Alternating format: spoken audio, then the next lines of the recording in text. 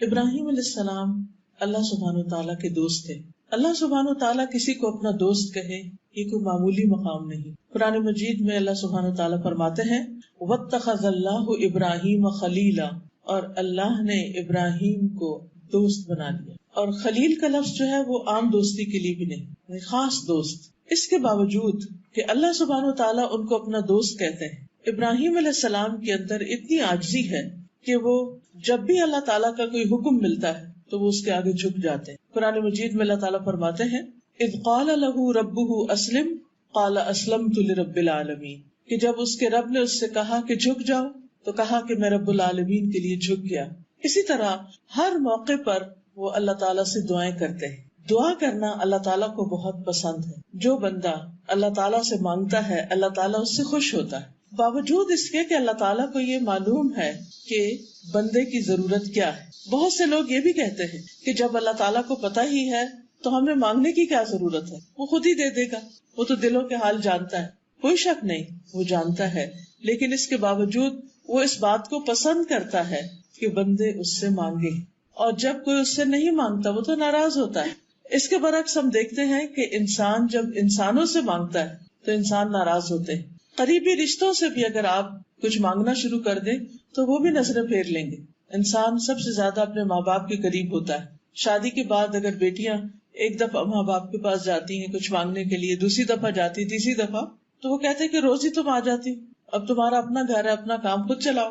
لیکن اللہ سبحانہ تعالیٰ تو ماں باپ سے بھی زیادہ پیار کرنے والا ہے انسان سے، اور وہ چاہتا ہے کہ بندہ اپنی ہر حاجت، ہر ضرورت اس کے سامنے رکھے. اور جب انسان اس سے مانگتے ہیں، اور سارے انسان جو کچھ بھی مانگنا چاہتے ہیں مانگے، اور اللہ تعالیٰ ان سب کو وہ سب کچھ عطا بھی کر دے جو وہ مانگ رہے ہیں، تو اس سے بھی اللہ تعالیٰ کے خزانوں میں کچھ کمی نہیں آتی. اب رمضان کا موقع ہے، قریب آ رہا ہے رمضان، ایک ایک دن کر کے شعبان گزرتا چلا جا رہا ہے. تو رمضان کا مہینہ دعاؤں کا مہینہ ہے. اس میں ہمیں بھی اپنے لیے خوب دعائیں کرنی، کیونکہ روزے کی حالت میں جب انسان دعا کرتا ہے تو دعا قبول ہوتی ہے. اسی طرح رات کی تراویح ہے، اور صدقہ خیرات، قرآن کی تلاوت، اور بہت سے نیکی کے کاموں کا موقع ہے، موسم ہے. تو نیکی کا کوئی بھی کام کر کے انسان جب اللہ تعالیٰ سے دعا کرتا ہے تو دعائیں قبول ہوتی. دعا کرنا دراصل اس بات کا اظہار ہوتا ہے کہ اے اللہ، میں عاجز ہوں، میں فقیر ہوں، میں محتاج ہوں، اور بادشاہ تو ہی ہے، دینے والا تو ہی ہے. اسی لیے ہم دیکھتے ہیں کہ دعا کو عبادت کا نچوڑ کہا گیا ہے، کہ ساری عبادت کی ٹاپ پر ہے. اور ویسے بھی جو بھی ہم عبادت کرتے ہیں اس کے بعد دعا مانگتے ہیں. رمضان مبارک کے بارے میں قرآن مجید میں جہاں پر ذکر کیا گیا ہے کہ رمضان کے روزے فرض کیے گئے ہیں، تو اس کا اختتام ان آیات پر ہوتا ہے وَإِذَا سَأَلَكَ عِبَادِي عَنِّي فَإِنِّي قَرِيبٌ أُجِيبُ دَعْوَةَ الدَّاعِ إِذَا دَعَانِ فَلْيَسْتَجِيبُوا لِي وَلْيُؤْمِنُوا بِي لَعَلَّهُمْ يَرْشُدُونَ. وَإِذَا سَأَلَكَ عِبَادِي عَنِّي، جب آپ سے میرے بندے میرے بارے میں پوچھیں کہ اللہ کہاں ہے، وہ سنتا ہے یا نہیں، کیا وہ ہماری دعائیں سنے گا، تو انہیں بتا دیجئے فَإِنِّي قَرِيبٌ، کہ میں تو یقیناً قریب ہوں، بالکل قریب ہوں. باوجود اس کے کہ وہ اپنے عرش پر ہے، لیکن وہ ہلکی سے ہلکی آواز حتیٰ کہ دل میں اٹھنے والے خیالات تک سے وہ واقف ہے. قرآن مجید میں اللہ تعالیٰ فرماتے ہیں وَلَقَدْ نَعْلَمُ مَا تُوَسْوِسُ بِهِ نَفْسُهُ، ہم یہ بھی جانتے ہیں کہ انسان کے نفس میں، انسان کے دل میں کیا خیالات اٹھتے ہیں، تو وہ بہت قریب ہے. اجیب دعوت الداعی اذا دعانی، میں جواب دیتا ہوں دعا کرنے والے، پکارنے والے کی پکار کا جب بھی وہ مجھے پکارتا ہے. دن کو پکارتا ہے، رات کو پکارتا ہے، آہستہ آواز میں پکارتا ہے، بلند آواز سے پکارتا ہے، دل ہی دل میں پکارتا ہے، وسپر کرتا ہے، کہیں پر بھی پکارتا ہے. میں اس کی دعا سنتا ہوں اور میں اس کا جواب دیتا ہوں کہ بندے میں نے سن لی تیری دعا. فَلْيَسْتَجِيبُوا لِي، بس چاہیے کہ وہ بھی میری بات مانے. یعنی اگر بندے یہ چاہتے ہیں کہ اللہ تعالیٰ ان کی دعائیں قبول کرے تو بندوں کے اوپر بھی ایک ذمہ داری عائد ہوتی، اور وہ ذمہ داری کیا ہے کہ وہ بھی اللہ تعالیٰ کی اطاعت کرے. اب دیکھیے کہ کسی بھی ریلیشن شپ میں دو طرفہ معاملہ ہوتا ہے، کوئی بھی ریلیشن شپ ہارڈلی ون سائیڈڈ ہوتا ہے، وہ تو ریلیشن شپ بنتا ہی نہیں. تو اللہ سبحانہ و تعالیٰ اور بندے کے درمیان جو ریلیشن شپ ہوتا ہے وہ بھی اسی طرح اسٹرانگ ہوتا ہے جب انسان اللہ تعالیٰ سے اپنا تعلق ڈیولپ کرے اور پھر اسی سے دعا کرے اور پھر اس کی طرف سے قبولیت کی بات آئے. تو بہرحال انسان جب اس سے مانگتا ہے اور وہ سنتا ہے تو وہ چاہتا ہے کہ ہم بھی اس کی سنیں. اس کے لیے آپ دیکھیے تھوڑی دیر کے لیے سوچئے کہ اگر ہم اللہ سبحانہ تعالیٰ کی بات مان ہی نہیں رہے، وہ دن میں 5 دفعہ ہمیں پکارتا ہے حی علی الصلاۃ، حی علی الفلاح، آؤ نماز کی طرف، آؤ کامیابی کی طرف، اور ہم سنی انسنی کر دیں، اٹھے ہی نہ اپنی جگہ سے، جھکے ہی نہ اس کے آگے، چھوڑے ہی نہ اپنا بستر یا اپنی بات چیت یا جو بھی ہم کام کر رہے ہیں، اور پھر اس کے بعد کہیں کہ اللہ تعالیٰ میں تو آپ کی بات نہیں مان رہی، یعنی عمل سے کہیں، زبان سے نہیں، زبان سے تو نہیں کوئی کہتا، لیکن عمل سے میں تو نہیں مان رہی، ہاں آپ میری بات ضرور مان لیں. تو یہ تو بڑی عجیب بات ہے. اگر ہم چاہتے ہیں کہ اللہ تعالیٰ ہماری بات سنے تو ہمیں چاہیے کہ ہم بھی اللہ تعالیٰ کی بات سنیں. فَلْيَسْتَجِيبُوا لِي وَلْيُؤْمِنُوا بِي، اور چاہیے کہ وہ مجھ پر ایمان لائیں، اعتماد کریں کہ میں ضرور ان کی بات سنوں گا، ان کو سب کچھ دینے پر قادر ہوں. لَعَلَّهُمْ يَرْشُدُونَ، شاید کہ وہ سیدھی راہ پائیں، ہدایت پائیں، یعنی انہیں چیزیں اپنے صحیح پرسپیکٹو میں نظر آنے لگے. تو بہرحال ہم سب کے لیے دعا کا راستہ کھلا ہے. قبولیت اس طرح ہوتی ہے کہ یا تو انسان جو کچھ مانگتا ہے وہ اس کو فوراً مل جاتا ہے، بعض اوقات وہ کئی سال کے بعد ملتا ہے.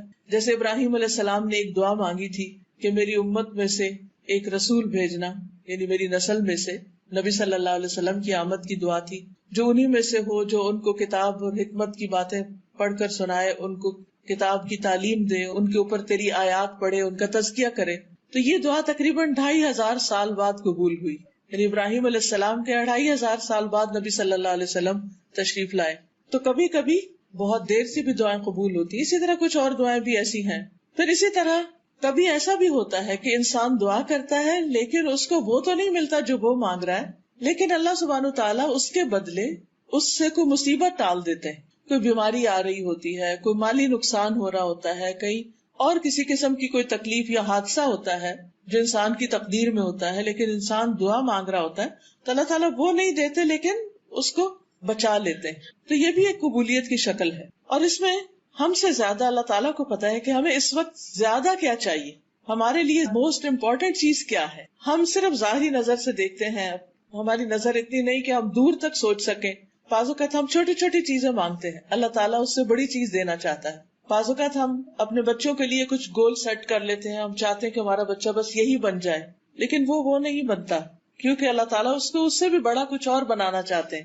لیکن اس کے لیے بعض راہیں بڑی کٹھن ہوتی ہیں، مشکل ہوتی ہیں. ہم سمجھتے ہیں ہماری دعائیں قبول نہیں ہو رہی، لیکن وہ بہت خوبصورت شکل میں قبول ہونے والی ہے، بس صبر اور انتظار کی ضرورت ہوتی ہے. اور ایک شکل یہ ہے کہ انسان کو دنیا میں اس کے بدلے میں نہیں کچھ ملتا، لیکن آخرت میں بہترین جزا ملے گی اس کی، یعنی ہر دعا کے بدلے اس کے لیے نیکیاں ہیں. اور جب انسان آخرت کا بدلہ دیکھے گا تو سوچے گا کاش دنیا میں مجھے کچھ بھی نہ ملتا، آج سب کچھ یہی ملتا.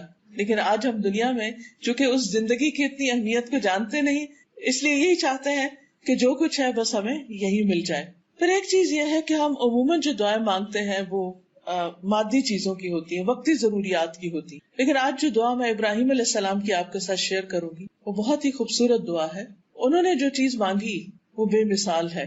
وہ کہتے ہیں رب ہب لی حکمن والحقنی بالصالحین واجعل لی لسان صدق فی الآخرین واجعلنی من ورثۃ جنۃ النعیم واغفر لأبی انہ کان من الضالین ولا تخزنی یوم یبعثون یوم لا ينفع مال ولا بنون الا من اتى اللہ بقلب سلیم. کہتے رب ہب لی حکمن، اے میرے رب مجھے حکمت عطا کر، مجھے نفع مند علم عطا کر، والحقنی بالصالحین، اور مجھے صالحین کے ساتھ ملا دے، نیک لوگوں کی مجلس عطا کر، واجعل لی لسان صدق فی الآخرین، اور بعد والوں میں میرا ذکر خیر جاری کر دے، واجعلنی من ورثۃ جنۃ النعیم، اور مجھے جنت النعیم کے وارثوں میں شامل کر دے، واغفر لأبی، میرے باپ کو بخش دے، انہ کان من الضالین، بے شک وہ بھٹکے ہوئے لوگوں میں سے تھا، ولا تخزنی یوم یبعثون، اور مجھے رسوا نہ کرنا اس دن جب سب لوگ دوبارہ اٹھائے جائیں گے، یوم لا ينفع مال ولا بنون، جس دن مال اور بیٹے کام نہ آئیں گے، الا من اتى اللہ بقلب سلیم، مگر جو اللہ کے پاس سلامت دل لے کر آیا. تو سلامت دل جو ہے یہ انسان کو وہاں پر فائدہ دے گا. تو بہرحال اس دعا میں بہت ہی جامع دعا ہے اور ہم سب کو بھی اپنے لیے مانگنی چاہیے. یہ سورۃ الشعراء کی آیت نمبر 83 سے آنورڈز یہ دعا موجود ہے. قرآن مجید میں بھی آپ دیکھ سکتے ہیں، دعاؤں کی کتابوں میں بھی عام طور پر یہ دعا پائی جاتی ہے. سب سے پہلی چیز جو مانگی گئی وہ ہے رب ہب لی حکمن، اللہ مجھے حکم عطا کر، حکمت عطا کر، فیصلے کی قوت عطا کر، فائدہ مند علم عطا کر۔ یاد رکھیے عربی زبان بہت وسیع زبان ہے، اس میں ایک لفظ کے اندر کئی کئی معنی چھپے ہوئے ہوتے ہیں۔ جب انہوں نے حکم کا لفظ کہا تو اس میں حکمت بھی ہے، اس میں علم بھی ہے، اور اس میں وہ تمام چیزیں ہیں جو صحیح فیصلے سے تعلق رکھتی۔ آپ دیکھیے کہ ہماری زندگی ہر وقت ہمارے فیصلوں کی محتاج ہوتی، ہمیں ہر کام میں ایک ڈیسیژن لینا پڑتا ہے۔ کچھ فیصلے بڑے بڑے ہوتے ہیں، کچھ فیصلے چھوٹے چھوٹے ہوتے ہیں۔ ہمارا عمل، ہمارا ایکشن یا لائن آف ایکشن وہی ہوتی ہے جو ہمارا فیصلہ ہوتا ہے۔ اگر فیصلہ غلط ہو جائے تو انسان غلط مقام پہ جا پہنچتا ہے۔ ایک چھوٹی سی مثال سے آپ دیکھیں کہ مثلاً آپ گاڑی چلا رہے ہیں اور اس وقت آپ اندازے سے ایک غلط موڑ مڑ جاتے ہیں، یہ بھی آپ کا ایک فیصلہ تھا۔ آپ کا خیال تھا کہ شاید ادھر سے شارٹ کٹ ہو، جلدی پہنچ جاؤ، لیکن ہوتا کیا ہے کہ وہ آپ کو اتنا زیادہ گھما دیتا ہے کہ آپ اصل وقت سے بھی بہت دیر سے پہنچتے ہیں۔ اب یہ آپ کا فیصلہ تھا، اپنی چوائس تھی۔ ہمارے فیصلے ہماری چوائس کے ساتھ ہوتے ہیں۔ اللہ سبحانہ وتعالیٰ نے ہم میں سے ہر ایک کو چوائس دی ہے۔ ہم جب صحیح چوائسز بناتے ہیں تو اس کا نتیجہ بھی صحیح ہوتا ہے، پھر ہمارا ایکشن بھی صحیح ہوتا ہے، پھر اس ایکشن کا جو ری ایکشن ہے یا اس کا جو ریزلٹ ہے یا جو اس کا نتیجہ نکلنے والا ہے وہ بھی بہترین ہوتا ہے۔ مثلاً ہم یہاں اس وقت آئیں یا نہ آئیں یہ بھی ہمارا ایک فیصلہ تھا، یہاں بیٹھ کر سنیں یا نہ سنیں یہ بھی ہمارا ایک فیصلہ ہے، یہاں سے جو کچھ ہم سنیں اس کو یاد رکھیں یا نہ رکھیں یہ بھی ایک فیصلہ ہے۔ یہ سارے فیصلے ہمارے اپنے ہوتے ہیں اور ہمارے دل کے اندر ہی اندر، اپنی سوچوں کے اندر ہی اندر بہت کچھ ہو رہا ہوتا ہے اور ہم پھر سوچتے جاتے ہیں اور کچھ نہ کچھ کرتے چلے جاتے ہیں۔ تو اللہ تعالیٰ سے یہ دعا مانگنی چاہیے کہ اللہ تعالیٰ میں جو بھی فیصلہ کروں، چھوٹا کروں یا بڑا کروں، وہ اچھا فیصلہ کروں، درست فیصلہ کروں، فائدہ مند فیصلہ کروں۔ پھر آپ دیکھیے کہ حکم کا ایک معنی حکمت ہے، وزڈم۔ عربی میں حکمت کہتے ہیں صحیح جگہ پر صحیح کام کرنا، right decision at right place, right time, یعنی رائٹ ٹائم پر رائٹ ڈیسیژن۔ پھر اس میں بھی حکم اور حکمت میں، فیصلے اور حکمت میں ایک کنیکشن ہے کہ رائٹ ٹائم پر رائٹ ڈیسیژن لینا، ہر چیز کو اس کی اپنی اصل جگہ پر رکھنا، یہ حکمت کہلاتا ہے۔ اللہ سبحانہ وتعالیٰ قرآن مجید میں فرماتے ہیں یؤتی الحکمت من یشاء ومن یؤت الحکمت فقد اوتی خیرا کثیرا، وہ حکمت عطا کرتا ہے جس کو وہ چاہتا ہے، اور جس کو حکمت مل گئی اس کو بہت بڑی بھلائی نصیب ہو گئی، اس کو بہت بڑی خیر مل گئی۔ یعنی جو انسان عقل مند ہے، سمجھدار ہے، صحیح سوچ رکھتا ہے، پازیٹیو تھنکنگ رکھتا ہے اور صحیح فیصلے کرتا ہے تو اس کو زندگی گزارنے کا ایک بہترین طریقہ ہاتھ آ جاتا ہے۔ اب دیکھیے کہ کس موقع پر کتنی بات کرنا ہے، کسی غم کے موقع پر غم کتنا منانا ہے، کسی خوشی کے موقع پر خوشی میں ایکسائٹمنٹ کتنی ہونی چاہیے، کیا کرنا ہے کیا نہیں کرنا، شادی بیاہ کے معاملوں میں کہاں شادی کرنی ہے نہیں کرنی، شادی کے موقع پر کیا خرچ کرنا ہے کیا نہیں کرنا، بچوں کو تعلیم دینی تو کتنی دینی، کیا دینی کیا نہیں دینی، ایون بچوں کی تربیت میں ان کے ساتھ معاملہ کرنا تو کیسے کرنا ہے، کس وقت ان کے ساتھ نرمی کرنی ہے، کس وقت ان کے ساتھ سختی کرنی ہے، کس وقت ان کو چھوڑ دینا ہے اور کس وقت ان کو پکڑنا ہے، یہ سب کچھ حکمت پر مبنی ہے۔ بعض اوقات ہم کھانے کی میز پر بیٹھ کر بچوں سے حساب کتاب شروع کر دیتے ہیں، کہاں گئے، کیا کیا، کیا پڑھا، کیا نہیں پڑھا، یوں لگتا ہے جیسے اس وقت ہماری قید میں آتے ہیں اور پھر ہم ان کے ساتھ جیسا چاہیں کریں۔ حالانکہ کھانا کھانے کا وقت ایسا نہیں کہ جس میں انسان کوئی تلخ بات کرے یا ایسی بات کرے کہ جس سے لوگ قریب آنے کی بجائے اور دور ہو جائیں۔ وہ ہلکی پھلکی بات چیت کرنے کا وقت ہوتا ہے، بڑے بڑے فیصلے کرنے کا وقت نہیں ہوتا۔ لیکن بعض اوقات ہم جلد بازی میں یا غصے میں یا پہلے ہی ہم نے کچھ سوچ کے رکھا ہوتا ہے اس کے مطابق ہم اپنی گفتگو وہیں سے شروع کرتے ہیں، وہیں سے کام خراب ہو جاتا ہے۔ بعض اوقات آپ نے دیکھا ہوگا بچے کھانا چھوڑ کے اٹھ جاتے ہیں، پاؤں پٹکتے ہوئے جا کے دروازہ بند کر لیتے ہیں، چلے جاتے ہیں، کبھی گھر میں کھانا ہی نہیں کھاتے۔ پھر کبھی ایسا بھی ہوتا ہے کہ ماں باپ کے رویے سے تنگ آ کر وہ ماں باپ کے ساتھ بیٹھنا ہی نہیں چاہتے، گلنا ملنا ہی نہیں چاہتے، بات سننا ہی نہیں چاہتے۔ یہاں تک کیوں نوبت پہنچتی؟ کیونکہ بعض اوقات ہم اس حکمت سے کام نہیں لیتے کہ جس سے پیار، محبت، صبر، برداشت کے ساتھ ہم ان کی تربیت کر سکیں۔ کبھی تھوڑی سختی کی ضرورت ہوتی ہے ہم زیادہ کر جاتے ہیں، کبھی فرم ہونے کی ضرورت ہوتی ہے ہم ان کو ڈھیلا چھوڑ دیتے ہیں، کبھی ایک بات کرنے کی ضرورت ہوتی ہے ہم 10 باتیں کہہ جاتے ہیں، اور کبھی بات کی ضرورت ہوتی ہے اور ہم کچھ بھی نہیں کہتے۔ تو یہ سب کچھ کیا ہے؟ حکمت سے تعلق رکھتا ہے۔ یہ بھی اللہ سبحانہ وتعالیٰ کی دین ہوتی ہے، یہ بھی توفیق ہوتی ہے۔ اس پر اللہ تعالیٰ سے دعا کرنی چاہیے کہ اللہ ہمیں صحیح وقت میں صحیح بات کرنے کی توفیق عطا فرما، صحیح فیصلوں کی توفیق عطا فرما۔ اسی طرح آپ دیکھیں باقی معاملات میں بھی جو کچھ ہم کام کرتے ہیں، مثلا اگر ہم کوکنگ کر رہے ہیں، ایک چائے کا کپ بھی اگر ہم نے پکانا ہے تو آپ دیکھیے اس کو بھی اگر پانی کو زیادہ ابال دیں گے تو کیا ہوگا، کم ابالیں گے تو کیا ہوگا، پتی زیادہ ڈال دیں گے تو کیا ہوگا، کم ڈالیں گے تو کیا ہوگا، دودھ زیادہ ڈال دیں گے تو کیا، کم ڈالیں گے تو کیا. ان ساری چیزوں کا اس چائے کے کپ پر اثر پڑ رہا ہے. یہ سارے فیصلے تو ہمارے ہی، ہم نے کیا کرنا ہے. لیکن اگر ہم ہر چیز کو ایک بیلنس کے ساتھ صحیح مقدار میں کریں گے تو وہ چیز فائدہ مند ہوگی، زیادہ لذیذ ہوگی. کوئی بھی چیز ہم کر رہے ہیں تو یہ سب چیزیں حکمت سے تعلق رکھتی ہیں، فیصلوں سے تعلق رکھتی ہیں، اور ان سب کے پیچھے علم کی ضرورت ہوتی ہے. اب مثلاً ایک ڈاکٹر کے پاس آپ جاتے ہیں تو وہ آپ کے لیے دوائی پرسکرائب کرتا ہے، نسخہ لکھتا ہے آپ کے لیے. وہ جو اس وقت وہ سمجھ رہا ہے آپ کو، آپ خود بھی اپنے آپ کو نہیں سمجھ رہے ہوتے کہ اس وقت مجھے کیا چاہیے، مجھے کون سی میڈیسن کھانی چاہیے، کتنی کھانی چاہیے، کب تک کھانی چاہیے. یہ آپ کے بہاف پر ڈیسیژن کون لیتا ہے؟ ڈاکٹر لیتا ہے، اور اسی کو لینا چاہیے. کیوں؟ اس لیے کہ اس کے پاس علم ہے، وہ علم جو میرے پاس نہیں ہے. تو زندگی میں صحیح فیصلے کرنے کے لیے صحیح علم بہت ضروری ہے. اسی لیے حکمن کا ایک معنی علم نافع بھی کیا گیا ہے، فائدہ مند علم. اور فائدہ مند علم وہی ہوتا ہے جو زندگی میں ہمارے کام آئے. بعض اوقات لوگوں کے پاس بڑی بڑی ڈگریاں ہوتی ہیں کہ بالکل ایک چھوٹی سی بات سمجھنا سمجھانا ان کو مشکل ہوتا ہے، کامن سینس بعض اوقات مسنگ ہوتی. یہ سب چیزیں بھی ہمیں اللہ تعالیٰ سے مانگنی چاہیے کہ اللہ تعالیٰ ہمیں صحیح علم عطا کر، حقیقی علم عطا کر، جس کی وجہ سے ہم اس زندگی میں صحیح فیصلے کر سکیں. کیونکہ فیصلہ ہر چیز میں ہے، ہمارے لباس پہننے میں بھی ہے، ہمارے شاپنگ کرنے میں بھی ہے، ہمارے کھانے پینے میں ایون کہ کس وقت ہمیں کیا کھانا ہے، کتنا کھانا ہے. بعض اوقات وہ غلط فیصلے ہوتے ہیں تو بیماریاں جنم لے لیتی، ہم نقصان میں پڑ جاتے ہیں. تو اللہ سے دعا کرنی چاہیے کہ یا رب ہمیں صحیح نور عطا کر، بصیرت عطا کر، ہمارے دل کی آنکھیں کھول دے، ہمیں حقیقت دکھا دے، معاملات کی تہہ تک پہنچنا سکھا دے.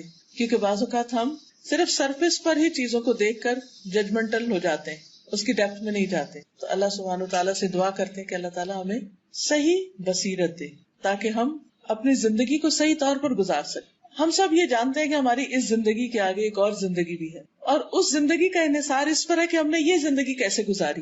اگر یہ زندگی صحیح گزرے گی، اللہ تعالیٰ کی مرضی کے مطابق گزرے گی، تو جب ہم اللہ تعالیٰ سے ملاقات کریں گے وہاں جا کر، تو جو فیصلہ اللہ تعالیٰ ہمارے بارے میں کریں گے وہ بھی بالکل صحیح ہوگا، کیونکہ وہ بندوں پر ظلم نہیں کرتا. اس لیے قرآن و سنت کا علم ہونا بھی بہت ضروری ہے تاکہ ہم یہ جان سکیں کہ ہمارا رب کس موقع پر ہم سے کیا چاہتا ہے. جب ہم کوئی بزنس کر رہے ہوں یا شادی کے ہسبینڈ وائف کے ریلیشن شپ میں ہوں، میری ریسپانسبلٹیز کیا ہیں، میرے رائٹس کیا ہیں، میرے ہسبینڈ کے رائٹس کیا ہیں، میرے بچوں کے رائٹس کیا ہیں، ان کی کیا ریسپانسبلٹی ہے مجھ پر، ان کے بارے میں مجھ سے کیا پوچھا جائے گا. پھر اسی طرح ہماری عبادات ہیں، کن چیزوں سے نماز ہوتی ہے، کن چیزوں سے نہیں ہوتی، کن چیزوں سے روزہ ہوتا ہے، کن چیزوں سے نہیں ہوتا. حج پہ جا رہے ہیں، زکوٰۃ دینے کا معاملہ ہے، زکوٰۃ کب فرض ہوتی ہے، کتنے مال پر ہوتی، کتنی نکالنی چاہیے، کس کس کو دینی چاہیے. یہ بالکل بیسک فرائض میں سے ہے. ان سب کے بارے میں ہمارے رائٹ ڈیسیژن اسی وقت ہو سکتے ہیں جب ہمارے پاس نالج ہوگا. مثلا ہم نماز پڑھتے ہیں تو بعض اوقات ہم اس میں بھول جاتے ہیں، تو ہمیں سمجھ نہیں آتی کہ سجدہ صاحب کرنا ہے یا نہیں کرنا، وہ ڈیسیژن نہیں لے پا رہے ہوتے. اس کی وجہ کیا ہوتی ہے؟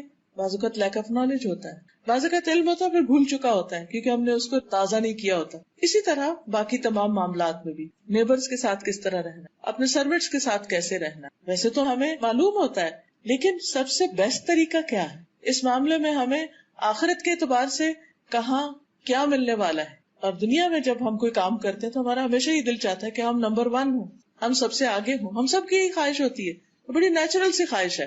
اسی طرح آخرت کے بارے میں بھی ہماری یہی خواہش ہونی چاہیے. اور پھر یہ صرف حکم یا علم یا حکمت صرف اپنے لیے نہیں مانگے، اپنے بچوں کے لیے بھی مانگے کہ اللہ ان کو بھی علم عطا کر تاکہ وہ بھی اپنی زندگی میں صحیح ڈیسیژنز لیں.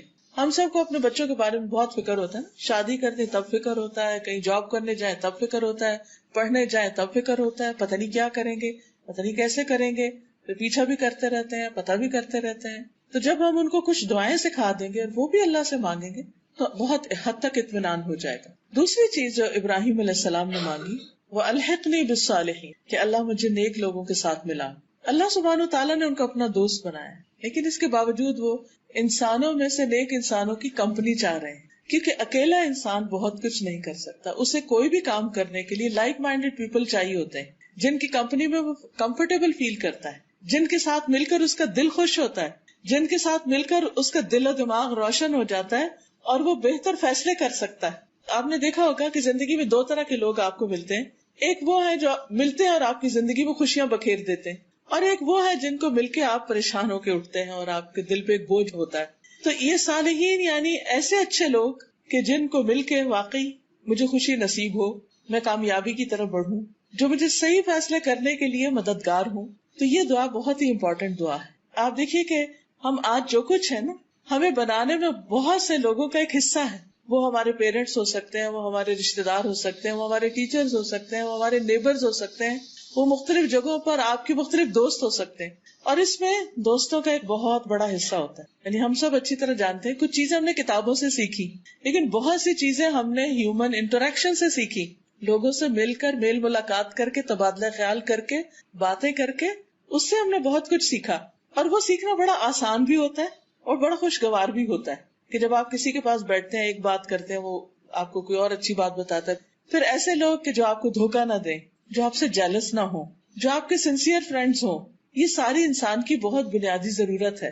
یہ بھی اللہ سے مانگنی چاہیے. اور نہ صرف یہ کہ عام انسانوں کو، بلکہ پیغمبروں کے لیے بھی یہ کہا گیا. نبی صلی اللہ علیہ وسلم کو حکم دیا گیا وَاصْبِرْ نَفْسَكَ مَعَ الَّذِينَ يَدْعُونَ رَبَّهُمْ بِالْغَدَاةِ وَالْعَشِيِّ يُرِيدُونَ وَجْهَهُ وَلَا تَعْدُ عَيْنَاكَ عَنْهُمْ تُرِيدُ زِينَةَ الْحَيَاةِ الدُّنْيَا. اور اپنے آپ کو روک کر رکھیے، اپنے آپ کو ملا کر رکھیے ان لوگوں کے ساتھ جو اپنے رب کو صبح و شام پکارتے ہیں، جو اللہ کا چہرہ چاہتے ہیں، اور آپ ان سے اپنی نگاہ نہ ہٹائیے. یعنی آپ کو کیا حکم دیا کہ کن لوگوں کی کمپنی اختیار کیجیے؟ جو اپنے رب کو یاد کرنے والے. کیونکہ جب آپ ایسے لوگوں کے ساتھ بیٹھیں گے تو وہ آپ کو اللہ کی یاد دلائیں گے. اور اللہ کی یاد ایسی چیز ہے کہ جس سے دلوں کو اطمینان ہوتا ہے، جس سے دل خوش ہوتے ہیں، جس سے انسان کو سرور ملتا ہے. تو اچھی کمپنی، اچھے دوست زندگی کی خوبصورتی. اور نہ صرف یہ کہ زندگی میں، بلکہ مرنے کے بعد بھی. اچھے دوست مرنے کے بعد بھی کبھی نہیں بھولتے انسان، وہ دعاؤں میں یاد رکھتے ہیں. جبکہ مرنے کے بعد سب سے زیادہ انسان کو دعاؤں کی ضرورت ہوتی. اچھے دوست قیامت کے دن بھی نہیں بھولتے، وہ اپنے دوستوں کی تلاش میں ہوں گے. حتیٰ کہ ایک روایت میں یہ آتا ہے کہ جب جنت والے جنت میں چلے جائیں گے اور جہنم والے جہنم میں چلے جائیں گے تو ایک شخص اپنے رب سے کہے گا کہ یا رب، میرا ایک دوست تھا دنیا میں اس کو یہاں نہیں دیکھ رہا اور اس کے بغیر میرے یہاں رہنے میں مزہ نہیں. تو اسے پتا چلے گا کہ اس کا وہ دوست تو جنت میں جانے کی بجائے وہ جہنم میں جا چکا، کسی بھی وجہ سے جو بھی ہو. تو وہ سفارش کرے گا کہ یا رب، میرے اس دوست کو وہاں سے نکال دے، اسے بھی میرے ساتھ جنت میں پہنچا دے. تو اچھے دوست نہ صرف یہ کہ دنیا کی مشکلات میں کام آتے ہیں، آپ کے غم اور دکھ بانٹتے ہیں، آپ کے دلوں کا بوجھ دور کرتے ہیں، آپ کی مدد کرتے ہیں مختلف مواقع پر، بلکہ آخرت میں بھی فائدہ مند ثابت ہوں گے. اسی لیے ہم دیکھتے ہیں کہ یوسف علیہ السلام، جن کو اللہ سبحانہ تعالیٰ نے مصر جیسے ملک کی حکومت عطا کی تھی اور پھر نبوت بھی عطا کی تھی، انہوں نے کیا دعا مانگی جب ان کے پاس سب کچھ تھا کہ فاطر السماوات والارض انت ولی فی الدنیا والآخرہ توفنی مسلما والحقنی بالصالحین. آسمانوں اور زمین کے پیدا کرنے والے اللہ سبحانہ تعالیٰ کو فریاد کر رہے ہیں، انت ولی فی الدنیا والآخرہ، تو ہی میرا دوست ہے دنیا اور آخرت میں. توفنی مسلما، مجھے اسلام کی حالت میں وفات دینا، یعنی میں اس وقت فوت ہوں جب میں تیری اطاعت اور فرما برداری کر رہا ہوں، اچھے کام کر رہا ہوں. کیونکہ انسان کا خاتمہ جس عمل پر ہوگا قیامت کے دن اسی عمل کے ساتھ اٹھایا جائے گا. اگر آپ کی وفات اچھے لوگوں کے ساتھ ہوتی ہے، اچھے ہاتھوں میں ہے، اچھا کام کرتے ہوئے دنیا سے جاتے ہیں. جیسے ایک حدیث میں آتا ہے کہ اگر کوئی شخص احرام کی حالت میں فوت ہو جائے، حج کرنے گیا راستے میں ہی فوت ہو گیا، تو قیامت کے دن وہ اٹھے گا اور تلبیہ پکار رہا ہوگا، اسی حال میں اٹھے گا. اسی طرح اور بھی کچھ لوگوں کے بارے میں آتا ہے کہ جس طرح کی ان کی زندگی ہوگی اسی طرح کے وہ قیامت کے دن اٹھیں گے، یعنی آخری عمل جو ہوگا. تو کہتے ہیں توفنی مسلمن، کہ اللہ مجھے اسلام کی حالت میں فوت کرنا، اس حال میں کہ میں تیرا فرما بردار ہوں. والحقنی بالصالحین، اور مجھے نیک لوگوں کے ساتھ ملا دے. ان کے پاس کس چیز کی کمی تھی؟ نہ دین کی نہ دنیا کی، ہر چیز تھی ان کے پاس، لیکن انہوں نے مانگا تو کیا مانگا؟ اچھے دوست مانگے، اچھی کمپنی مانگی. تو ہم سب کی بھی ایک بہت بڑی ضرورت ہے کہ ہمارے آس پاس کے لوگ، ہمارے ملنے جلنے والے، وہ اچھے ہوں، اس سینس میں کہ ہمارے لیے سنسیئر ہوں. انسان ملتا تو بہت سے لوگوں سے رہتا ہے، لیکن ہم نہیں جانتے کہ وہ ہمارے لیے کیا جذبات رکھتے ہیں اور وہ کس وجہ سے ہماری دوستی چاہتے ہیں. آپ دیکھیے کہ بعض اوقات دوستی کے پیچھے بھی کوئی مطلب ہوتا ہے، اور جب انسان کو پتا چلتا ہے کہ کوئی شخص صرف مطلب کے لیے دوستی کر رہا ہے تو یہ بہت تکلیف دہ ہوتا ہے. اور دنیا میں کئی دفعہ پتا چل جاتا ہے کہ جو سنسیئر دوست ہوتے ہیں وہ ہمیشہ ساتھ دیتے ہیں، اور جو مطلب کے دوست ہوتے ہیں وہ مطلب پورا ہونے کے بعد نظر نہیں آتے. تو جب انسان نیک لوگوں کی دوستی مانگے گا، اچھے لوگوں کی، صالح کا مطلب ہوتا ہے اچھا، نیک، تو پھر وہ ہمیشہ کے لیے آپ کے لیے سنسیئر ہوں گے، آپ کے خیر خواہ ہوں گے، آپ سے سچی محبت کرنے والے ہوں. اور انسان کو اس دنیا میں اور خاص طور پر اس مٹیریلسٹک دور میں، یعنی ہمیشہ سے لوگوں کے اندر دنیا کی ایک محبت رہی ہے، لیکن آج کا دور میں کچھ زیادہ ہو گئی ہے یہ چیز. شاید ہماری نانی دادی کے وقت لوگ اتنا مٹیریلسٹک نہیں تھے جتنا اب ایک دنیا کی دوڑ لگ گئی ہے. ہر شخص اس دوڑ میں ایک طرح سے شریک ہوتا جا رہا ہے، تو اس میں بعض اوقات رشتوں کی پہچان بھی بھول جاتی. تو ایسے میں انسان جب یہ دعا کرتا ہے تو اس کو خاص خوشی اور سکون حاصل ہوتا ہے. اچھا، بچوں کی تربیت میں بھی آپ دیکھیے کہ اگر آپ کے بچوں کے دوست اچھے ہیں تو آپ بہت ہی خوش قسمت ہیں. پھر آپ کو فکر کی ضرورت نہیں، کیونکہ اچھے دوست ان کو اچھی راہ ہی بتائیں گے، اچھے مشورے دیں گے اور ان کو صحیح راستہ ملے گا.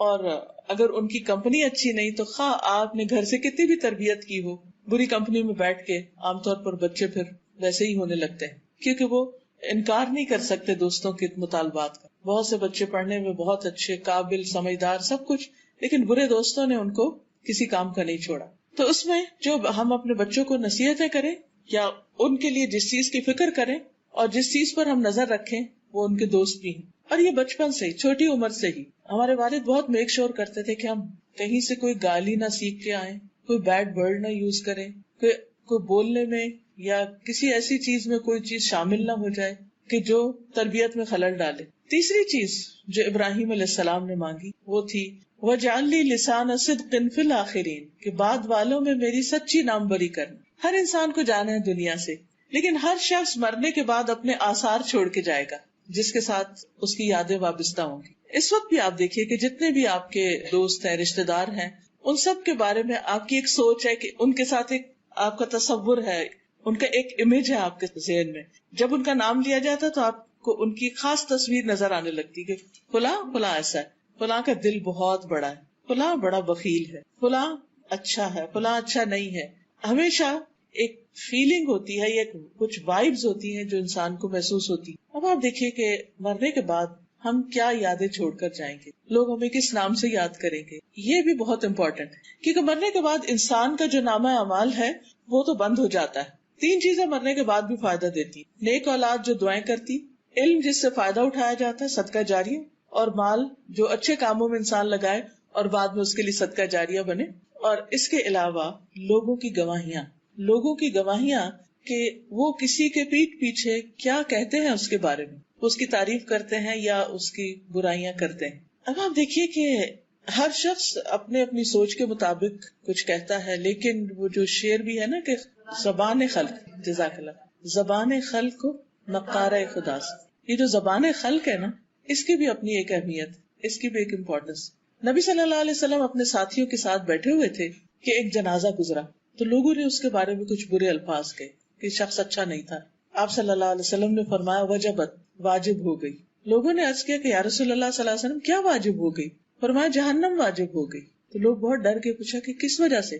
آپ نے فرمایا ان باتوں کی وجہ سے جو تم اس شخص کے خلاف کر رہے تھے، یعنی تمہاری جو گواہیاں تھی، تم جو کچھ اس کے بارے میں کہہ رہے تھے، اس کی وجہ سے اس کا یہ انجام ہے. پھر ایک اور جنازہ گزرا، لوگوں نے اس شخص کی تعریف کی. آپ نے فرمایا وجبت. پوچھا گیا کیا؟ فرمایا جنت. وجہ پوچھی گئی تو بتایا گیا تمہاری اچھی تعریف کی وجہ سے. اب دیکھیے ہم عام طور پر ایک جملہ دہراتے ہیں، مجھے نہیں کسی کی پرواہ، جو مرضی کوئی کہے، میں تو بس جو ہوں سو ہوں. ٹھیک ہے، پرواہ نہیں ہونی چاہیے، انسان کو خود اچھا ہونا چاہیے، اور جب وہ اچھا ہوگا تو انشاءاللہ اللہ تعالیٰ اس کی اچھی شہرت بھی کر دے گا.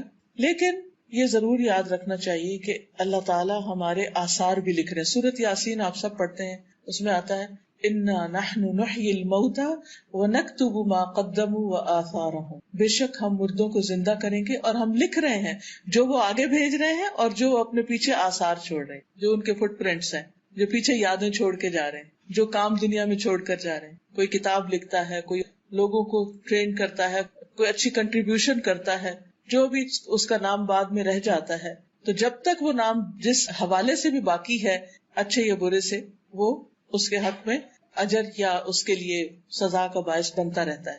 تو ابراہیم علیہ السلام نے اس کی بھی دعا مانگی، اور آپ دیکھیے کہ ابراہیم علیہ السلام کی دعا کتنی اچھی طرح قبول ہوئی کہ اس کے بعد اللہ تعالیٰ نے ان کی نسل میں خیر جاری کی، ان کو اسماعیل اور اسحاق جیسے بیٹے عطا کیے. اسحاق علیہ السلام سے یعقوب علیہ السلام پیدا ہوئے، یعقوب علیہ السلام سے آگے ان کے 12 بیٹے، اور انہی میں سے یوسف علیہ السلام، اور انہی میں سے بنی اسرائیل کی نسل چلی. دوسرے بیٹے اسماعیل علیہ السلام سے نبی صلی اللہ علیہ وسلم پیدا ہوئے، اور دنیا میں آپ کا ذکر خیر جاری ہوا. اب دیکھیے ہم سب اپنی نمازوں میں جو درود پڑھتے ہیں اس میں ابراہیم علیہ السلام کا ذکر خیر کرتے ہیں. یہ ان کی دعا کی قبولیت کا نتیجہ ہے. لاکھوں کروڑوں لوگ ہر روز اپنی نمازوں میں ابراہیم علیہ السلام کے لیے دعا کر رہے ہیں. اللہم بارک، اللہم صلی علی محمد وعلی آل محمد کما صلیت علی ابراہیم وعلی آل ابراہیم انک حمید مجید، اور اللہم بارک علی محمد وعلی آل محمد کما بارکت علی ابراہیم وعلی آل ابراہیم. تو ہر نماز میں ان کا ذکر خیر ہوتا ہے. یہ کیوں ذکر خیر ہوتا ہے؟ ان کی برکتوں کا اور ان پر اللہ کی رحمتوں کا، کیونکہ انہوں نے زندگی میں کام ایسے کیے. اگرچہ انہیں کافی امتحانوں سے گزرنا پڑا، لیکن وہ ہر جگہ ثابت قدم رہے اور نیکی پر جمے رہے.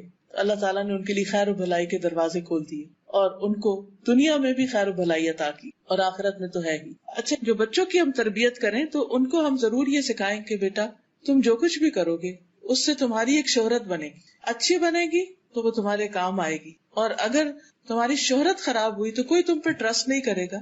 خواہ جاب کرو یا بزنس کرو، وہ سب چیزیں کاؤنٹ ہوتی، اس کا تمہیں نقصان ہوگا. اور پھر وَجَعَلْنِي مِن وَرَثَةِ جَنَّةِ النَّعِيمِ کہ انسان ہمیشہ اپنی آخرت کو یاد رکھے اور وہاں کے لیے بھی دعا کرے کہ اللہ نعمتوں بھری جنت میں داخل کرنا. دنیا میں ہم کیا چاہتے ہیں؟ ہمارا گھر کیسا ہو؟ گھر ہو، اس میں گارڈن بھی ہو، اس میں پھلدار درخت ہو، اس میں پھول ہو، اس میں ہر آرام کی چیز ہو، نعمت ہو، ڈریم ہوم.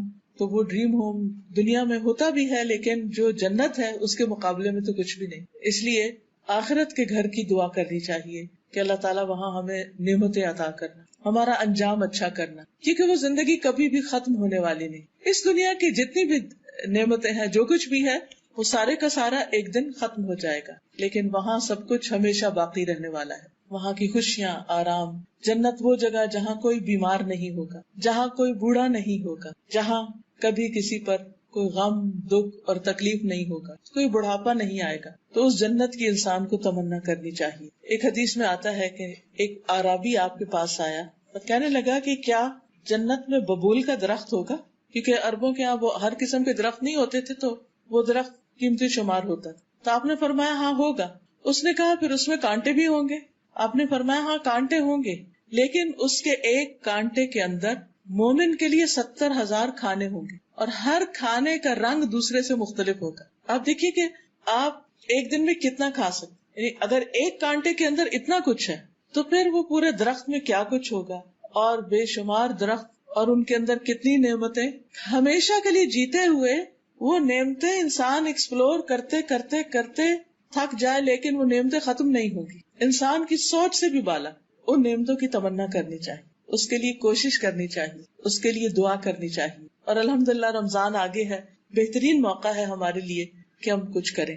ابراہیم علیہ السلام نے یہ بھی دعا مانگی کہ اللہ میرے باپ کو بخش دے. ہمیں اپنی دعا میں اپنے والدین کو یاد رکھنا چاہیے، کیونکہ والدین کے ساتھ جو نیکی کی جاتی ہے وہ ایسی نیکی ہے جس کا بدلہ اللہ تعالیٰ دنیا میں بھی دیتے. جب کبھی کوئی مشکل وقت ہو نا، پریشانی کا وقت ہو، یا بچے بات نہ مانے، یا کوئی بچوں کی طرف سے کوئی دکھ تکلیف ہو، والدین کے ساتھ احسان کریں. زندہ ہیں تو ان کے کسی کام آئیں، ان کا دل خوش کر دیں، اور اگر فوت ہو چکے ہیں تو ان کے لیے کوئی صدقہ خیرات کریں، ان کے لیے دعائیں کریں، انشاءاللہ پریشانی دور ہوگی. اس کے برعکس اگر کوئی والدین کے ساتھ زیادتی کرتا ہے، ان کو ستاتا ہے، تو یہ ان گناہوں میں سے ہے جس کی سزا دنیا میں بھی انسان کو ملتی. ہم میں سے کون ہے جس نے اپنے ماں باپ کو تنگ نہ کیا؟ یہ ان کی گریٹنس ہوتی ہے کہ وہ ہمیں ان ساری باتوں کے باوجود معاف ہی کرتے چلے جاتے ہیں، اور ہم کتنا بھی تنگ کریں وہ خوش ہی رہتے ہیں اور دعائیں ہی کرتے چلے جاتے ہیں الا ماشاء اللہ. تو ہمیں بھی اپنے والدین کو دعاؤں میں یاد رکھنا چاہیے. یہ دعائیں پھر واپس پلٹ کر ہمیں کو فائدہ دینے والی ہیں، ہمارے ہی کام آنے والی ہیں. ان کو تو دیں گی لیکن ہمیں بھی پلٹ کے آئیں گی. اور خاص طور پر اللہ تعالیٰ نے جو دعا قرآن مجید میں سکھائی ہے، رب ارحمہما کما ربیانی صغیرا، اللہ ان دونوں پہ رحم فرما جس طرح انہوں نے مجھے بچپن میں چھوٹا سا پالا تھا، میرے ساتھ بہت تکلیف اٹھائی تھی. پھر وہ کہتے ہیں ولا تخزنی یوم یبعثون، اللہ قیامت کے دن مجھے رسوا نہ کرنا، کیونکہ ساری دنیا کے لوگ سامنے ہوں گے اور انسان کے اعمال نامے سامنے آ جائیں گے. اس وقت انسان کو بہت شرمندگی ہوگی، وہ ساری چیزیں جو انسان چھپا چھپا کے کرتا وہ سامنے کھل جائیں گی. یوم تبلی السرائر، جس دن انسان کے سینے کے جو راز ہیں وہ بھی جانچ لیے جائیں گے. وَإِذَا الْقُبُورُ بُعْثِرَتْ، جب قبریں جو ہیں وہ اکھاڑ دی جائیں گی، اور پھر جب انسان کے اندر جو کچھ ہے وہ سامنے آ جائے گا.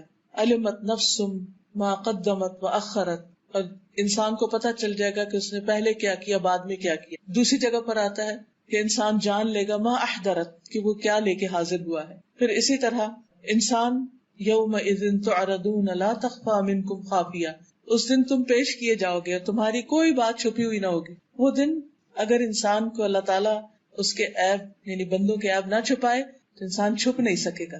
سامنے اس کے ہاتھ میں نامہ اعمال اس کا دے دیا جائے گا. فَأَمَّا مَنْ أُوتِيَ كِتَابَهُ بِيَمِينِهِ، اور دوسری طرف وَأَمَّا مَنْ أُوتِيَ كِتَابَهُ بِشِمَالِهِ، کچھ لوگوں کا نامہ اعمال دائیں ہاتھ میں ہوگا اور کچھ کا بائیں میں. جو دائیں ہاتھ میں ہوگا وہ کہے گا فَيَقُولُ هَاؤُمُ اقْرَءُوا كِتَابِيَهْ، آؤ پڑھو میرا نامہ اعمال. وہ خود دکھائے گا دیکھو میں نے کیا کیا کیا تھا.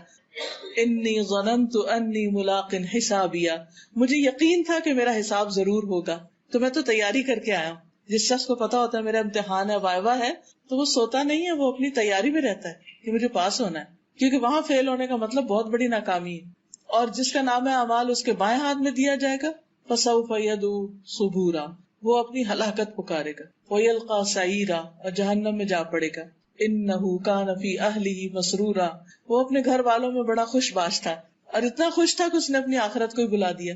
تو دنیا میں رہتے ہوئے اللہ تعالیٰ کی دی نعمتوں کو انجوائے کرتے ہوئے اپنے آخرت کے گھر کو ہمیشہ یاد رکھنا ہے. چوتھی دعا جو انہوں نے مانگی تھی وہ تھی وَجَعَلْنِي مِن وَرَثَةِ جَنَّةِ النَّعِيمِ، مجھے نعمتوں بھری جنت کے وارثوں میں شامل کر دے کہ اللہ آخرت میں انجام اچھا ہو. اللہ مجھے اس دن رسوا نہ کرنا، اس دن میں شرمندہ نہ ہوں. خصوصاً ان کے باپ کی وجہ سے، کیونکہ باپ ایمان نہیں لایا تھا، شرک پر ہی رہا تھا، تو اس کی بنا پر حضرت ابراہیم علیہ السلام کے لیے بات بہت امبیرسنگ تھی کہ میرا باپ میرے سامنے جہنم میں پھینکا جائے. کیونکہ ماں باپ میں سے اگر کوئی جیل میں چلا جائے یا کوئی کسی جرم میں پکڑا جائے تو بچوں کے لیے بہت امبیرسنگ ہو جاتا ہے. لیکن اللہ سبحانہ وتعالیٰ ان کو اس دن کی شرمندگی سے بھی بچا لیں گے. یوم لا ينفع مال ولا بنون، جس دن مال اور بیٹے کام نہیں آئیں گے، فائدہ نہیں دیں گے. الا من اتى اللہ بقلب سلیم، مگر جو اللہ کے پاس سلامت دل لے کر آیا. مال اور بیٹے ایک صورت میں کام آتے ہیں، اور وہ یہ کہ مال اچھے کاموں میں دنیا میں لگایا جائے جس سے انسان اپنی آخرت بنائے، صدقہ جاریہ کمائے، اور بچوں کو بھی اچھے آداب، اچھی تعلیم، اچھے مینر سکھائے جائیں، اللہ سبحانہ تعالیٰ کا فرما بردار بنایا جائے، تاکہ ہمارے مرنے کے بعد جب وہ نماز پڑھے تو کم از کم اس وقت تو ضرور دعا کر لیں ربنا اغفر لی ولوالدی وللمؤمنین یوم یقوم الحساب. تو جو بچہ نماز پڑھے گا اس کو کہنے کی ضرورت ہی نہیں کہ بچے مجھے تو دعا میں یاد رکھنا ہے، تو آلریڈی کر ہی رہا ہے، وہ کرتا ہی رہے گا جب تک وہ زندہ رہے گا. تو اس لیے اس دن انسان کو قلب سلیم کام آئے گا. قلب سلیم کون سا ہے؟ سلامت دل. سلامت کس چیز سے؟ ہر شرک سے سلامت، شک سے سلامت، بری خواہشات سے سلامت، حسد، بغض، نفرت، دوسروں کے لیے بدگمانی، جیلسیز، ان چیزوں سے سلامت. یعنی جو دل دوسروں کو معاف کر دینے والا، اپنا دل صاف کر دینے والا، اپنے دل کو ایمان، تقوی، توکل، یقین، امید سے مزین کرنے والا، خوبصورت بنانے والا. قیامت کے دن ہمارے جتنے بھی باقی اعضاء ہیں، ہاتھ ہیں، پاؤں ہیں، آنکھیں، کان، یہ سارے دل کے تابع ہو کے کام کرتے ہیں. اس لیے جو اصل ٹارگٹ ہے وہ دل ہے. اگر دل اچھا ہو جائے تو باقی چیزیں خود بخود اچھا کام کرنے لگتی. نگاہیں بھی اچھی چیزیں دیکھیں گی، کان بھی اچھی بات سنیں گے، زبان بھی اچھی بات بولے گی. قدرتی بات ہے جب ہم کسی سے خوش ہوتے ہیں تو ہم اس کے لیے اچھے الفاظ بولتے ہیں، جب کسی سے ناراض ہوتے ہیں تو دوسری طرح. تو اس لیے بہت ضروری ہے کہ ہم اپنے دلوں پر کام کریں اور اپنے دل کا جائزہ لیتے رہیں، اپنے دل کا خود ہی محاسبہ کرتے رہیں کہ دل میں ایمان کی کیفیت کیا ہے، دل میں اللہ تعالیٰ کی محبت کتنی، دل میں خیر کے نیکی کے کاموں کی کتنی محبت. کیا یہ دل نماز میں لگتا ہے یا نہیں لگتا؟ کیا یہ دل قرآن پڑھتے ہوئے لگتا ہے یا نہیں لگتا؟ خصوصاً رمضان میں روزے کی حالت میں دل کی کیفیت کیا ہے؟ دل کے اندر ایک امن، اطمینان اور سکون ہے یا نہیں؟ کسی کا قول ہے کہ ایک دنیا کی جنت ہے اور ایک آخرت کی جنت ہے. جو دنیا کی جنت میں داخل نہیں ہوا وہ آخرت کی جنت میں داخل نہ ہو سکے گا. اور دنیا کی جنت دل کی خوشی ہے، دل کا اطمینان ہے، دل کا سکون ہے.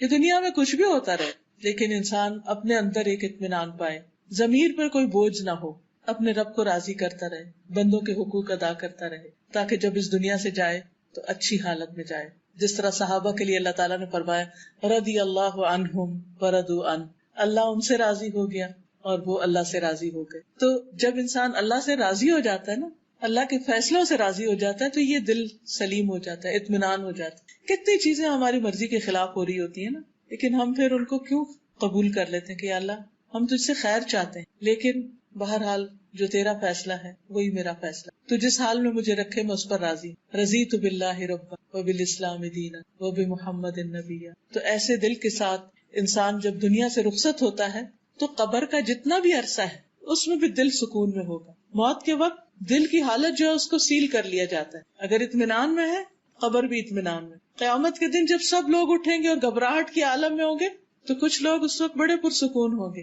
یہ وہی لوگ ہوں گے جو دنیا میں غم، خوشی، رنج، بیماری ہر حال میں راضی برضا رہتے، اور دنیا میں باقی ایسے لوگ پائے جاتے. پچھلے دنوں ہماری ایک ساتھی کو کینسر ہو گیا تو ہم سب لوگ بہت ہی اس کے لیے پریشان تھے کہ اس پہ کیا گزر رہی ہوگی. بالکل ینگ، چھوٹے چھوٹے 3 بچے، اور بہت ہی ماشاءاللہ قابل اور ایفیشینٹ اور بہت ہی جسے کہتے ایکٹیو خاتون. کیونکہ جب میں ان کو دیکھنے کے لیے گئی تو بڑے اطمینان کی حالت میں، اور مجھے بڑی حیرت بھی ہوئی کہ ایک انسان جس کی بیماری شاید 3rd یا 4th ڈگری پہ تھا وہ کینسر، جس کی بیماری ایسی ہو کہ ڈاکٹر اس کو بس زندگی سے مایوس کر رہے ہوں. ویسے تو ہمیں سارے کا کوئی پتہ نہیں کون کس وقت چلا جائے، لیکن ایسی بیماریاں جو انسان کو ہلا کے رکھ دیتی. لیکن جب میں نے ان کی باتیں سنی اور ان کا اطمینان کہ یہ بیماری میرے لیے بڑی رحمت ثابت ہوئی ہے، میں اللہ کے قریب ہو گئی ہوں، میں نے لوگوں سے معافی مانگ لی ہے، میں ہر وقت کام کی ایک دوڑ میں تھی، اب مجھے نماز میں، دعا میں، اچھے کاموں میں دل لگتا ہے میرا، کیونکہ مجھے پتا کہ آگے یہی کام آنے ہیں. تو اللہ تعالیٰ نے شکر ہے مجھے اچانک نہیں لے لیا، مجھے موقع دے دیا کہ میں کچھ کر سکوں. اور اس طرح کی بہت اچھی باتیں. تو واقعی مجھے حیرانی ہوئی کہ اتنے تکلیف دہ حال میں، اور وہ پریگنٹ بھی تھی، اس نے اپنی کیمو تھراپی ڈیلے کرائی کہ ڈیلیوری ہو جائے تو اس کے بعد پھر کیمو. بہرحال تکلیف دہ مرحلہ، درد، اور پھر سر میں چلا گیا اور چکر اور سب کچھ، لیکن اس کے باوجود اطمینان اور اللہ سے اچھا گمان کہ اللہ نے میرے لیے برا نہیں کیا، میرے لیے اس میں بڑی بھلائی ہے. مجھے اپنی غلطیاں بہت سی نظر آئی ہیں، اور کچھ میسجز تھے اس کے لوگوں کے لیے کہ صحیح غذا ہو، صحیح وقت پہ سونا جاگنا ہو، اور اسی طرح کی جو عام طور پہ ہیلتھ کانشیس لوگ کرتے رہتے ہیں. لیکن سب سے بڑی بات یہ تھی کہ اللہ کے بارے میں گمان اچھا. تو جب بندہ اللہ کے بارے میں گمان اچھا رکھتا ہے تو اللہ تعالیٰ بھی اس سے اچھا معاملہ کرتا ہے. لیکن جب وقت مصیبت آتی ہے اس وقت ہمارے منہ سے کیا نکلتا ہے، اصل مشکل تو یہ ہے آخری وقت میں کیا نکلے گا. جب کوئی اس حال میں دنیا سے رخصت ہو کہ اس کا گمان اللہ کے بارے میں اچھا تو آگے اچھا ہی اچھا ہے. تو اللہ تعالیٰ سے دعا ہے کہ اللہ تعالیٰ ہمیں زیادہ سے زیادہ اچھے کاموں کی توفیق عطا فرمائے. کچھ باتیں شہر رمضان کے حوالے سے جو بیسک کرنے کا کام ہے وہ ایک ہے، اور جس کے لیے اللہ نے روزے فرض کیے، اور وہ ہے تقویٰ کا حصول، کہ ہمارے دلوں میں اللہ کا ڈر پیدا ہو، اللہ کی محبت ہو، ہم اپنا تزکیہ کریں. اور تقویٰ کا مقام بھی دل ہے، یعنی پھر اپنے ہی دلوں پر اپنے اوپر ورک کرنے کی بات ہے کہ اس میں جب قرآن کی تلاوت کریں گے تو دل صاف ہوں گے، نمازیں پڑھیں گے تو وہ بھی دلوں پہ اثر ڈالیں گی، روزہ رکھیں گے تو اس کا بھی ایفیکٹ دلوں پر ہی آئے گا. تو ہمارا ایک ہی گول ہونا چاہیے رمضان میں کہ ہم اللہ کے اور قریب ہو جائیں، کیونکہ جانا جو اسی کے پاس ہے، اس کے قرب کے ساتھ جائیں گے تو معاملہ اور ہوگا، دوری کے ساتھ جائیں گے تو پھر اور ہوگا. اللہ تعالیٰ سے دعا ہے کہ اللہ تعالیٰ اچھے کاموں کی توفیق عطا. دعا کر لیں. سبحان اللہ والحمد للہ ولا الہ الا اللہ واللہ اکبر ولا حول ولا قوة الا باللہ العلی العظیم. اللہم صل علی محمد وعلی آل محمد كما صليت على إبراهيم وعلى آل إبراهيم إنك حميد مجيد. اللهم بارك على محمد وعلى آل محمد كما باركت على إبراهيم وعلى آل إبراهيم إنك حميد مجيد. ربنا آتنا في الدنيا حسنة وفي الآخرة حسنة وقنا عذاب النار. ربنا لا تزغ قلوبنا بعد إذ هديتنا وهب لنا من لدنك رحمة إنك أنت الوهاب. ربنا هب لنا من ازواجنا وذرياتنا قرة اعين واجعلنا للمتقين اماما. اللهم اكفنا بحلالك عن حرامك واغننا بفضلك عمن سواك. لا اله الا الله وحده لا شريك له له الملك وله الحمد وهو على كل شيء قدير. سبحان الله والحمد لله ولا اله الا الله والله اکبر ولا حول ولا قوة الا بالله العلي العظيم. استغفر الله ربي من كل ذنب واتوب اليه.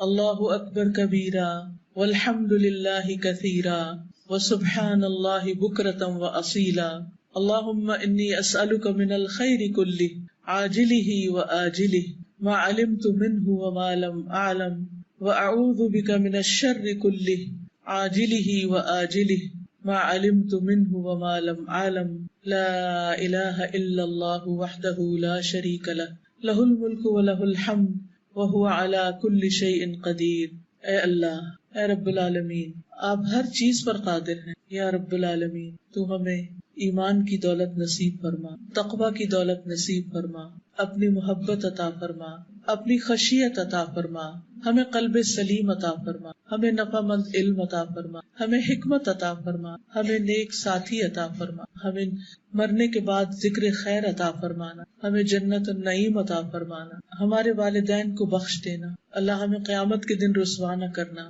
یا رب العالمین، ہمیں دنیا کی بھلائیاں بھی عطا فرما۔ یا اللہ، ہمیں اپنا محتاج رکھنا، بندوں کی محتاجی سے بچانا۔ یا اللہ، تو صحت اور زندگی اپنی رضا کے مطابق گزارنے کی توفیق عطا فرمانا، رزق حلال عطا فرمانا، نیک اور صالح اولاد عطا فرمانا، ہماری نسلوں میں خیر جاری کر دینا، ہمارے بچوں کو دنیا اور آخرت کی کامیابیاں عطا فرمانا، انہیں ہماری آنکھوں کی ٹھنڈک بنا دینا۔ یا اللہ، ہمارے دوستوں، عزیزوں، رشتہ داروں پر اپنی رحمت فرمانا، ان سب کی مشکلات دور فرمانا۔ اللہ، بیماروں کو صحت عطا فرما، دکھی لوگوں کے دکھ دور فرمانا۔ اللہ، افواج پاکستان کی حفاظت فرمانا، ان کو دن دگنی رات چگنی ترقی عطا فرمانا، انہیں ہر دشمن اور ہر حاسد کے شر سے محفوظ رکھنا۔ یا رب العالمین، جو کچھ وہ کر رہے ہیں، جو بھی ملک و دین کی خدمت کر رہے ہیں، یا اللہ اس خدمت کو قبول فرما اور ان کو دنیا اور آخرت میں عزت عطا فرما۔ یا رب العالمین، تو ہم سب پر اپنی رحمت فرما، جنہوں نے اس مجلس کا اہتمام کیا ہے انہیں اس کی بہترین جزا عطا فرما، ان کے مال جان عزت آبرو ہر چیز میں برکت عطا فرما۔ جتنی بھی بہنیں یہاں آئی ہیں ان کے دلوں میں جو نیک دعائیں اور تمنائیں ہیں ان کو پورا فرما۔ یا حی یا قیوم برحمتک استغیث، اللہ ہم تجھ سے ہر خیر کا سوال کرتے ہیں اور ہر شر سے تیری پناہ میں آتے ہیں۔ اللہ تو ہمیں خیر اور بھلائی کے کاموں میں آگے بڑھنے کی توفیق دے۔ اللہ تعالی ہمارا انجام اچھا کرنا، دنیا میں بھی اور آخرت میں بھی ہر طرح کی رسوائیوں سے محفوظ رکھنا۔ ربنا تقبل منا انک انت السمیع العلیم وتب علینا انک انت التواب الرحیم، وصلی اللہ تعالی علی خیر خلقہ محمد وعلی آلہ واصحابہ واہل بیتہ اجمعین برحمتک یا ارحم الراحمین۔ الہی آمین۔ سبحانک اللہم وبحمدک اشہد ان لا الہ الا انت استغفرک واتوب الیک۔ آپ سب کا بہت شکریہ۔ Now I would like to take a few questions from the audience. Question. آپ نے ایک سوال ہی کرنا تھا جو آپ نے بتایا جنت اور دوست کا فیصلہ لوگوں کی گواہیوں پہ۔ ڈاکٹر صاحبہ، اکثر جیسے ہم لوگوں کو برے ہی اس میں یاد کر رہے ہیں، بہت کم ہے کہ ہم کسی کی نیکی کو ریئلائز کریں اور بتائیں، تو اس کا فیصلہ اگر تو وہ صحیح بات کر رہے ہیں پھر تو وہ ویلڈ ہوگی گواہی، لیکن اگر ان کی گواہی ہی جھوٹی ہے، وہ غلط بات کر رہے ہیں جو کہ حقیقت پر مبنی نہیں، تو وہ گواہی ایکسپٹ نہیں کی جائے گی۔ جیسے دنیا کی عدالت میں بھی یعنی ایک معیار ہوتا ہے گواہی کا۔ جی بھیا، یہ جو دعا کارڈ ہے آپ کے ہاتھ میں، میں نے ابھی دیکھا ہے الحمدللہ کا، یہ بہت ہی اچھی دعائیں ہیں۔ جب بندہ اللہ تعالیٰ کا شکر ادا کرتا ہے، اللہ تعالیٰ نعمتیں اور عطا کرتا ہے، تو اللہ تعالیٰ کی تعریف ہے اس میں۔ اور آپ رمضان میں جیسے دن میں اگر قرآن پاک پڑھا اس کے بعد اگر پڑھ لیں تو انشاءاللہ تعالیٰ بہت فائدے کی چیز ہوتی۔ جی، دل کی صفائی کے لیے 3 چیزیں بہت فائدہ دیتی۔ ایک، قرآن مجید کا پڑھنا اور سمجھنا، کیونکہ قرآن مجید دل پر نازل ہوا ہے نبی صلی اللہ علیہ وسلم، اور قرآن مجید میں آتا ہے شفاء لما فی الصدور، کہ قرآن شفا ہے ان بیماریوں کی جو سینوں میں ہے، یعنی دل میں ہے۔ تو دل کی جتنی بھی بیماریاں ہیں ان کے لیے قرآن کا پڑھنا شفا ہے۔ دوسری چیز، موت کی یاد۔ انسان کسی سے حسد کیوں کرتا ہے یا کسی کی برائی کیوں کرتا ہے؟ کیونکہ وہ دیکھتا ہے کہ وہ دنیا میں اس سے آگے نکل رہا ہے یا اس کو نعمت مل گئی ہے۔ تو جب انسان کے اندر دنیا کی محبت نہیں ہوگی، آخرت کی فکر زیادہ ہوگی، تو obviously آٹومیٹیکلی اس کے اندر سے پھر جن کے پاس اس سے زیادہ بھی ہو تو ان کے بارے میں وہ برا نہیں سوچے گا۔ اور تیسری چیز یہ ہے اچھی کمپنی، کیونکہ عام طور پر ہمارے دل کے خیالات کیسے الٹتے پلٹتے جب ہم کسی سے بیٹھ کے باتیں کرتے ہیں۔ اگر ہماری سوچ منفی ہوگی لیکن دوست کی پازیٹیو ہے تو وہ ہماری منفی سوچ کو بھی وہ ٹھیک کرے گا کہ نہیں تم ایسے نہیں سوچو، اس کو اس اینگل سے بھی دیکھو، وہ اچھی ایڈوائس دے گا۔ تو یہ چیز پھر انسان کے دل کو سلامت رکھتی ہے. اور اگر دوست ایسے ہیں جو ہر وقت کسی کی چغلی کر رہے ہیں, کسی کی غیبت کر رہے ہیں, کسی کی باتیں بتا رہے ہیں, تو پھر وہ باتیں سن کے تو دل کا حال کیا ہوتا ہے, خوشی تھوڑی ہوتی ہے. اور خصوصاً اگر کوئی ہمارے ہی خلاف ہمیں ہی آ کے بتا رہا ہو. آج ہی میں اپنے بیٹے کو کتاب پڑھا رہی تھی, امام غزالی کی کتاب ہے بدایت الہدایہ, عربی کی کتاب ہے لیکن اس میں بہت اچھی اچھی باتیں بھی ہیں. تو اس میں انہوں نے دوست کا دوست پہ حق جو ہے وہ لکھا ہوا تھا, بڑی اچھی ایڈوائسز تھی. تو اس میں ایک بات وہ یہ کہتے ہیں کہ تمہارا دوست وہ سنسیئر نہیں ہو سکتا جو لوگوں کی باتوں کو جو انہوں نے تمہارے خلاف کی وہ لا کے تمہیں پہنچائے اور تمہیں لوگوں سے بدگمان کرے, یعنی تمہارے دل کو دکھائے کہ فلاں تمہارے بارے میں یہ کہہ رہا ہے, فلاں یہ کہہ رہا ہے. تو یہ دوستی کے حق کے خلاف ہے. اچھی بات تو جا کے دوست کو بتائیں, لیکن ایسی باتیں نہ بتائیں جس سے دوست دکھی ہو. ہاں, اگر آپ اس کو کسی شر سے خبردار کرنا چاہتے ہیں تو آپ اس کو اچھے الفاظ میں ایڈوائس دے سکتے ہیں کہ آپ ان لوگوں سے محتاط رہیں یا کوئی بھی اچھی بات, لیکن تکلیف دینے والی باتیں پہنچائی نہ جائیں. بڑے ہو جاتے ہیں جیسے نماز میں متعدی دفعہ کہا ہے کہ وہ بھی تنگ نہ پڑے, بلانا ہونے یا ان کو نماز کے وقت بہت دفعہ کہنے سے فائدہ نہیں ہے. ان کے ذہن تیار کریں کہ ہم نماز کیوں پڑھیں, ان کو پتا ہونا چاہیے, ان کے دل میں اللہ کی محبت پیدا کریں, ان کو نماز کے فائدے بتائیں. اور یہ اس وقت نہیں جب نماز کا ٹائم ہو, اس کے علاوہ کوشش یہ کریں کہ اپنے بچوں کے ساتھ دن یا رات کا کوئی حصہ ضرور مقرر کریں جس میں ان کے ساتھ اچھی باتیں شیئر کریں. جو اچھی چیزیں پڑھیں ان کو بتائیں. اگر آپ مثلا خود قرآن پڑھ رہے ہیں تو اس میں سے تھوڑی تھوڑی باتیں ان کو بھی بتائیں تاکہ ان کے دلوں میں اللہ کی محبت پیدا ہو. اگر بچوں کے دل میں اللہ کی محبت آ جائے, آخرتی فکر آ جائے, تو وہ ہم سے بھی زیادہ اچھے کام کرنے کے لیے تیار ہو جاتے. پھر کہنے کی ضرورت نہیں تھی. ہاں, چھوٹے ہوتے ہیں, ریمائنڈر دینا پڑتا ہے, لیکن پیچھا نہیں کرنا پڑتا. پھر وہ اس کو اون کر لیتے ہیں اس چیز کو. تو ان کی اچھی تعلیم اور اچھی تربیت جو ہے, جو ایک مسلمان ہونے کی حیثیت سے ہماری ذمہ داری ہے, کیونکہ قیامت کے دن اللہ تعالیٰ ہر ایک سے پوچھے گا کہ اس نے اپنے چھوٹوں کے ساتھ کیسا سلوک کیا, ان کی کیا ذمہ داری نبھائی. تو حدیث میں باقاعدہ ماں کا لفظ آتا ہے, عورت کا لفظ آتا ہے کہ عورت اپنے شوہر کے گھر میں بچوں کی نگران ہے اور اس سے ان کے بارے میں پوچھا جائے گا. اس کا مطلب نہیں کہ باپ کی ذمہ داری نہیں, لیکن ماں کی ذمہ داری زیادہ ہے کیونکہ اس کے درجہ اور مقام بھی 3 گنا زیادہ ہے. بچوں کے سامنے دین کو خوبصورت بنا کے پیش کریں, بوجھ نہ ڈالیں, اسٹیپ بائی اسٹیپ چلیں, تھوڑا تھوڑا بتائیں, ان کی غلطیوں کو اگنور بھی کریں. وہ بھی سیکھ رہے ہیں, پرفیکٹ نہیں ہو سکتے, مایوس نہ ہو ان سے, ان کے لیے دعائیں کریں, صبر سے کام لیں جس طرح ہمارے والدین نے ہمارے ساتھ صبر. جی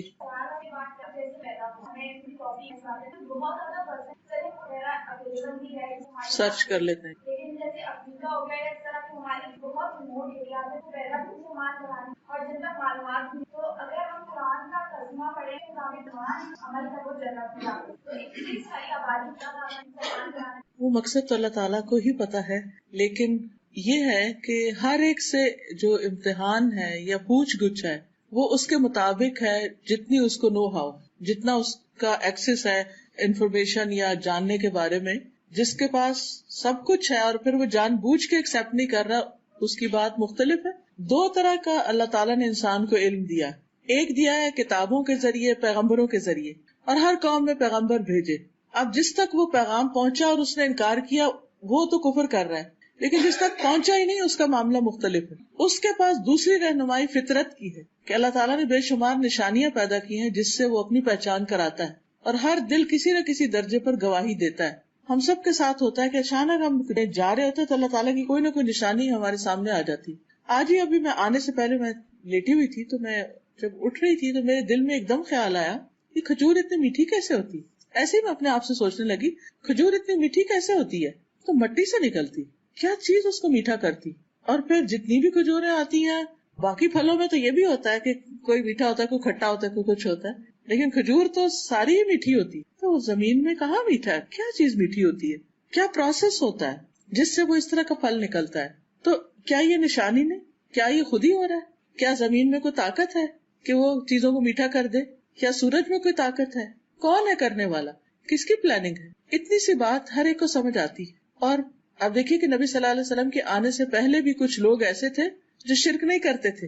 وہ کہتے تھے یہ ہو ہی نہیں سکتا کہ جن بتوں کو ہم پوجتے ہیں یہ ہمارے لیے کچھ کر سکے. وہ پھر بھی ایک رب کو مانتے تھے. اس وقت بھی جب کوئی تعلیمات نہیں تھی, کوئی پیغمبر نہیں تھا ان کے پاس, تو آج بھی اللہ نے لوگوں کو جو عقل اور سمجھ دی ہے اور جو نشانیاں ہر طرف رکھی ہیں اور ان کو جو دل اور دماغ دیا ہے، اس کے مطابق اگر وہ اپنے رب کو پہچانتے ہیں تو رب ان کے ساتھ انشاءاللہ اچھا ہی معاملہ کرے گا. سبحانک اللہم و بحمدک، اشہد ان لا الہ الا انت، استغفرک و اتوب الیک. السلام علیکم و رحمۃ اللہ وبرکاتہ.